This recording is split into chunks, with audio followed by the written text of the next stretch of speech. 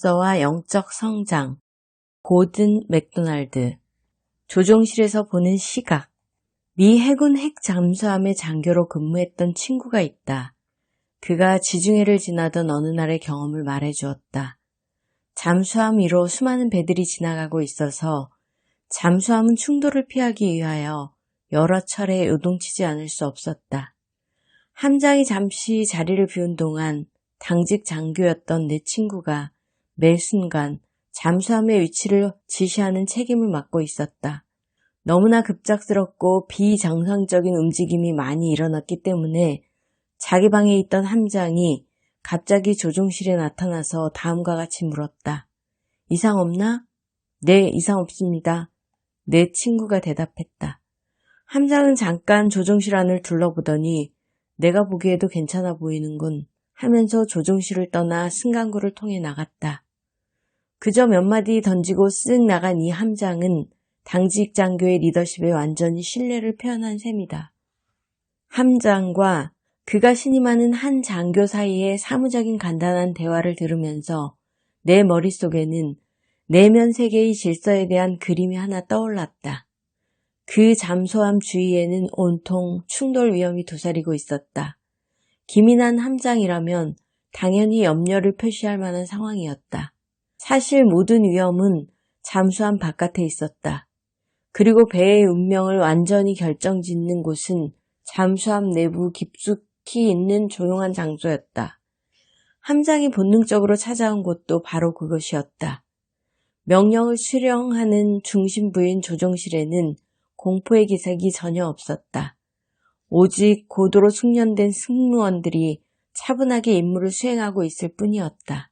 함장이 아무 이상이 없는지 확인하기 위해 조종실에 나타났을 때 실제로 이상이 없었다. 그가 던진 질문은 이상 없나? 라는 것이었다. 함장은 둘러보고 이상이 없음을 확인하고는 내가 보기에도 괜찮아 보이는군 하고 말했다. 그는 적절한 장소에 가서 적절한 응답을 받은 것이다. 바로 이와 같은 방법으로 함장은 잠수함의 조직을 운영한 것이다. 아무런 위험이 없을 때에도 이미 수천 번 이와 같은 조치를 실습했다. 그렇기 때문에 위험한 상황에 맞닥뜨린 경우에도 함장은 과잉 반응을 보일 필요가 없었다. 그는 조종실 승무원들의 숙련된 업무 수행을 예상할 수 있었다.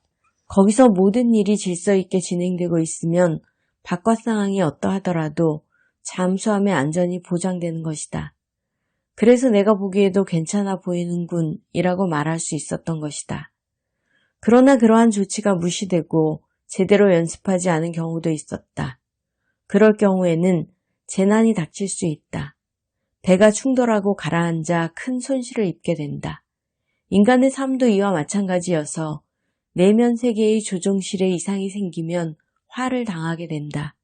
여기에서 일어나는 사고는 탈진, 신경쇠약, 폭발 등과 같은 이름으로 불린다. 실수나 실패는 있을 수 있는 일이다.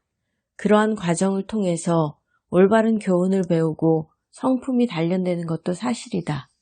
그러나 내부의 외부 압력을 견딜 만한 자원이 없어서 코앞에서 인생이 산산조각나는 것은 단순한 실수나 실패와는 다른 문제다. 언젠가 월스트리트 저널 경영자의 위기라는 연재 기사에 첨단 기술 회사의 창업자이며 성공한 젊은 사업가인 제럴드 맥스웰에 관한 이야기가 실린 적이 있다. 한동안 사람들을 그를 경영의 천재라고 불렀었다. 그러나 불행하게도 그것은 잠시뿐이었다. 갑자기 경제가 곤두박질 치면서 모든 것이 변했다. 흔히 말하듯이 회사 주식은 휴지 조각이 되었고 이 사회는 과감한 조치를 취하지 않을 수 없었다. 그날은 제럴드 맥스웰의 기억에 선명히 새겨져 있다. 그의 가족도 결코 그날을 잊을 수 없을 것이다. 그날은 그가 자기 방에서 오열하기 시작한 날이었고 넘치던 자신감이 무너지고 우울증이 시작된 날이었으며 그의 세계 그리고 그들의 세계가 전복되기에 이른 날이었다. 맥스웰은 해고로 당했다. 삶의 모든 것이 산산조각 나버렸고 그 상황을 헤쳐나갈 내적 자원이 그에게는 없었다. 기사는 계속된다. 맥스웰은 생애 처음 실패자가 되었고 사실은 그를 좌절시켰다. 패배감 때문에 그는 정신적으로 붕괴되었고 그와 아내 그리고 내 아들들 사이의 가족이라는 유대관계마저 부서져 버린 채 그는 벼랑 끝에 내던져졌다.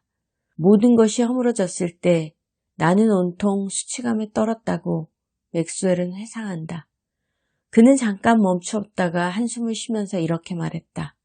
성경을 보니까 당신이 할 수 있는 것이라고는 구하는 일이며 그러면 얻게 되리라고 했다. 그래서 나는 여러 차례 죽음을 구했다. 우리는 대부분 맥스웰처럼 죽음을 원한 적은 없을 것이다. 그러나 엄습해오는 외부 압력을 견디지 못한 채 차라리 죽는 편이 낫겠다며 고통스러워하는 경우는 있을 것이다. 그런 순간에 우리는 더 버틸 여력이 있는지, 이 압박은 계속 버틸 만한 가치가 있는 것인지, 포기하고 도망갈 때가 아닌지 자문하게 된다. 간단히 말해서 현재 속도로 계속 나아갈 만큼 영적, 정신적, 육체적 에너지가 과연 남아있는지 확신할 수 없다. 나 자신도 맥스웰이 처했던 그 칠흑같이 캄캄한 지경에 빠진 적이 있다. 이야기의 내용은 조금 다르지만 그 처절한 느낌은 마찬가지다. 몇 시간 동안, 아니 며칠 동안 어떤 이들은 이보다 훨씬 더 길리라. 아무런 감각이 없다. 모든 결의가 사라진다. 자신감도 없어진다. 다시는 내일이 오지 않을 것 같다. 제럴드 맥스웰이 직면했던 그 순간, 나도 한때 경험했던 그 순간은 바로 자기 영혼의 맨 밑바닥까지 내려가는 순간이다. 그곳에는 무엇이 있는가? 이 질문에 대한 대답은 평상시에 그곳에 비추게 놓은 것이 있는지 여부에 달려 있을 것이다. 이제 잠수함 이야기로 돌아가자. 함장의 행동을 다시금 상기해보라. 사방에 격렬한 소동이 일고 있는 것을 느꼈을 때 모든 것이 질서 있게 돌아가고 있는지 알아보기 위해 그는 곧바로 조종실로 갔다. 그 밖에 어디서도 해답을 찾을 수 없다는 것을 알고 있었다. 함장은 그곳에 아무 이상이 없으면 안심하고 방으로 되돌아갈 수 있음을 알았다. 조종실에 아무 이상이 없으면 배는 아무리 거친 환경도 감당할 수 있기 때문이다. 괜찮다면 바다 이야기를 또 하나 하려고 한다. 내가 제일 좋아하는 성경 이야기 중 하나는 어느 날 오후 갈릴리 바다에서 큰 폭풍을 만난 제자들에 대한 이야기다. 순식간에 제자들은 공포에 질린 채 마음의 평정을 잃었다. 그들은 오랜 세월 그 바다에서 고기를 잡았던 숙련된 어부였으며 모든 장비를 갖고 있었고 그런 폭풍을 한두 번 겪어본 것이 아니었다. 그런데 어찌된 영문인지 이번에는 그런 상황을 감당할 수 없었다. 한편 예수님은 배 뒤쪽에서 주무시고 계셨다. 제자들은 씩씩거리며 생명을 잃을 수도 있는 위기에도 개의치 않고 주무시는 그분에게 달려갔다. 그런 상황에서 어디로 가야 하는지 정도는 알고 있었다는 점에서 제자들에게 점수를 조금 주는 게 옳지 않을까? 그리스도께서는 폭풍에게 잠잠하라고 명하신 후에 제자들에게 질문을 던지셨는데 그것은 영적 지도자로서 성장하고 성숙하는 데 필요한 핵심적인 질문이었다. 너희의 믿음이 어디 있느냐? 내 방식대로 표현하자면 다음과 같이 물으신 셈이다. 왜 너희 내면 세계의 조종실이 질서 정연하지 못한 것이냐? 삶의 긴장과 압력이 가중될 때 왜 우리는 삶의 조종실로 가는 대신 더 빨리 뛰고 더 강력하게 저항하고 더 많이 쌓고 더 많은 정보를 모으고 더 나은 전문가가 되려는 것일까? 우리 시대는 내면 세계보다는 외적인 부분에 온갖 소소한 데 더 많은 관심을 쏟고 있다. 내면 세계만이 우리가 그 어떤 외부의 폭풍이라도 헤치고 극복할 수 있는 힘을 얻을 수 있는 유일한 장소인데도 말이다. 성경 기자들은 조종실의 원칙을 믿었다. 그들은 내면 세계를 잘 가꾸고 유지하는 일이 최우선임을 알았고 또 그렇게 가르쳤다. 그렇기 때문에 그들이 이룩한 업적이 시대와 문화를 초월하여 전수되고 있는 것이다. 그들이 기록한 것은 창조주로부터 받은 것인데 그분은 우리의 내면 세계로부터 외부 세계를 지향할 때 가장 잘 살 수 있도록 만드셨다. 스티븐 코비는 이것을 내면으로부터 외부로 향하는 접근이라 부른다. 잠언의 한 기자는 내면 세계의 원칙에 대해 다음과 같이 썼다. 그 무엇보다도 너는 내 마음을 지켜라. 그 마음이 바로 생명의 근원이기 때문이다. 이 간단한 문장 하나로 기자는 아주 놀라운 통찰을 우리에게 선사했다. 내가 조종실이라고 부르는 곳을 그는 마음이라 부른다. 그는 마음을 근원으로 비유했고 거기로부터 에너지와 통찰과 힘이 흘러나와 외부의 격변에 굴복하지 않고 오히려 그것을 극복할 수 있다고 암시한다. 마음을 지켜라. 그러면 그것은 당신과 남들이 마실 수 있는 생명의 샘이 될 것이라고 말하고 있다. 그러면 마음을 지킨다는 것은 무엇을 의미하는가? 한 가지 분명한 것은 이 잠언 기자가 마음의 순전함을 위협할 수 있는 외부의 영향력으로부터 마음을 보호해야 한다고 생각하고 있다는 점이다. 또한 기자는 삶의 질서를 주는 마음의 역량을 증대시키기 위해 마음을 강하게 하고 개발하는 데도 관심이 있다. 그러나 기자의 생각은 이 두 가지를 넘어서고 있다.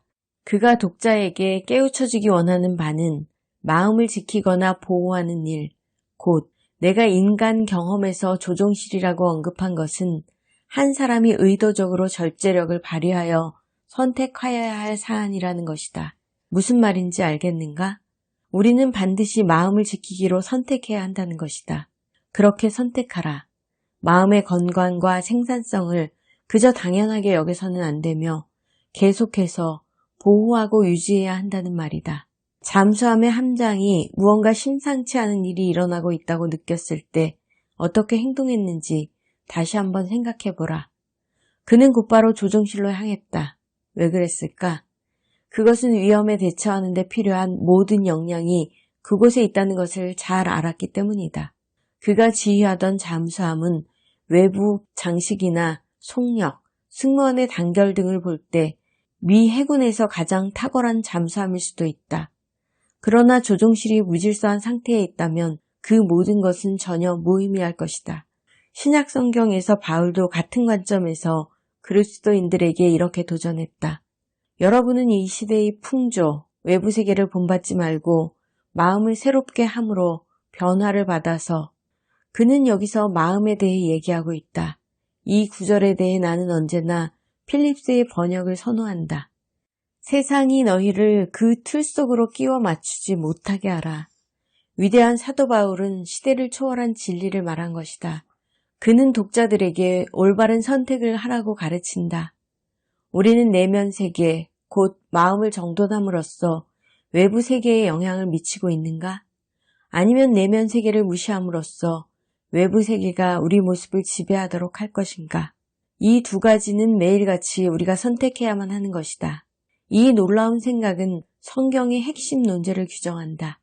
윌 스트리트 저널 기사에 실렸던 그 실패한 기업가가 무시한 것도 바로 이런 류의 통찰이었다. 이렇게 말하는 근거는 무엇인가? 주변 세계가 엄청난 압력으로 몰려왔을 때 그는 붕괴되고 말았다.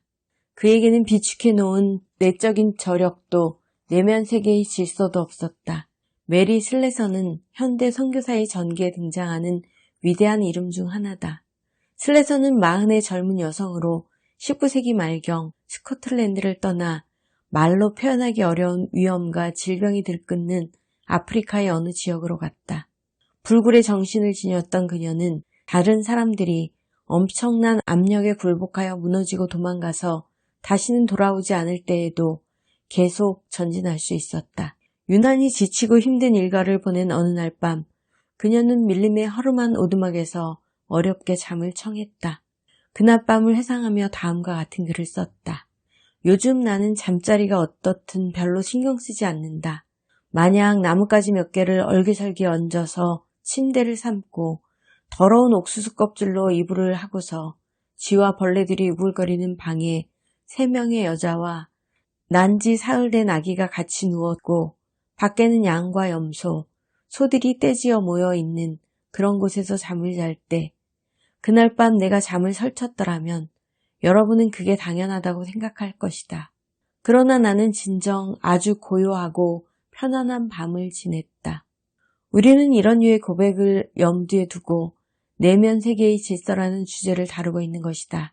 당신이 그것을 해군 용어로 조종실이라 부르든지 성경 용어로 마음이라 하든지 요점은 같다. 즉, 모든 것이 질서정연한 고요한 장소가 반드시 있어야 하는데 거기로부터 외부의 격동을 극복하고 그에게 위축되지 않는 힘이 우러나오기 때문이다.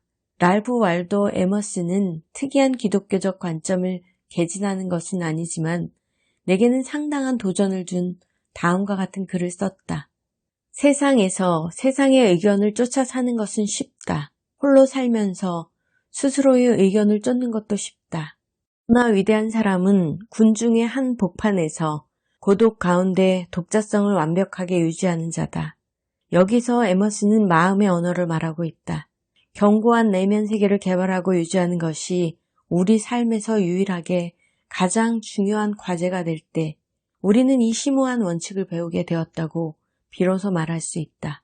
그렇게 되면 외부 압력이 짓누르고 긴장이 고조될 때 우리는 내면을 들여다보면서 이상 없나? 하고 질문할 수 있다. 그리고 아무런 이상이 없음을 확인한 후에는 내가 보기에도 괜찮아 보이는군 하고 말할 수 있게 될 것이다.